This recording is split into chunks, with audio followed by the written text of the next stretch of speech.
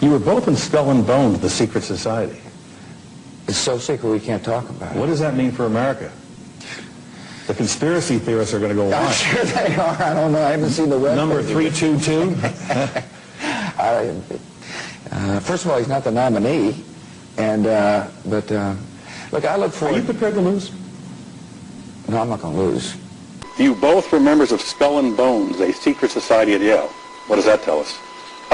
Not much, because it's a secret.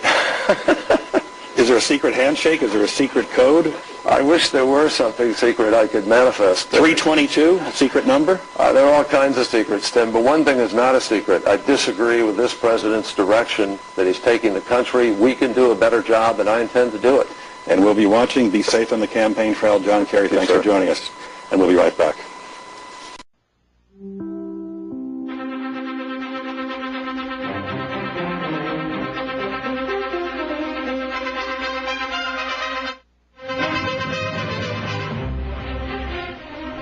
I'm Tom Brokaw, NBC News, and it is my sad duty to report this afternoon that my friend and colleague, Tim Russert, the moderator of Meet the Press and NBC's Washington bureau chief, collapsed and died early this afternoon while at work at the NBC News Bureau in Washington.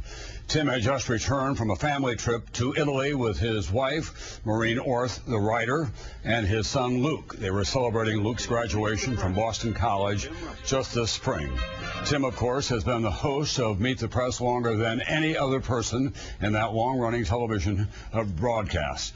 And he has been a very familiar face on this network and throughout the world of political journalism as one of the premier political analysts and journalists of his time.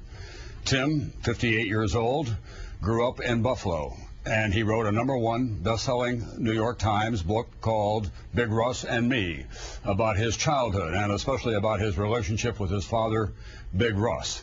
That was followed by another #1 New York Times bestseller called The Wisdom of Our Fathers. That book was inspired by the many letters that he received from other children talking about their relationship with their fathers. This was one of the most important years in Tim's life for so many reasons. He loved this political campaign.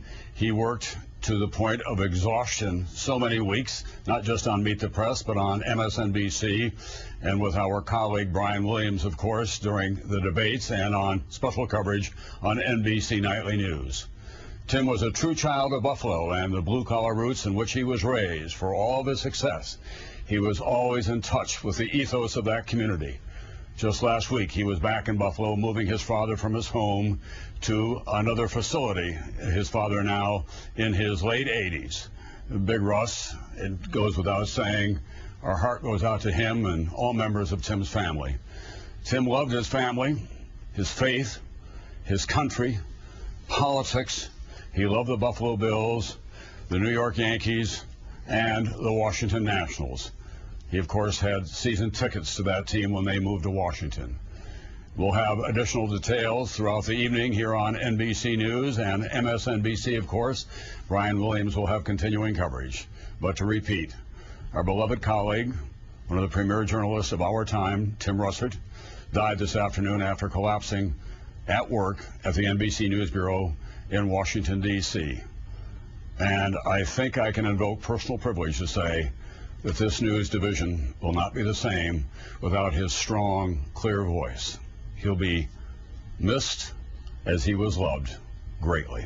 I'm Tom Brokaw, NBC News in New York.